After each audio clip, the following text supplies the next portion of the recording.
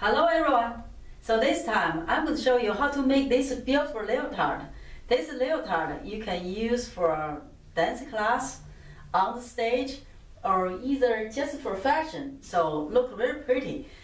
So I made this one use high quality spandex, and the waist part is black mesh. The mesh fabric I use kind of a little bit heavy. You can find the mesh a little bit thin or use lace, but have to be stretched. Before I show you how to make this leotard, then you have to have the leotard basic pattern.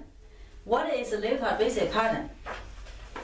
This leotard basic pattern, I posted this video a long time ago.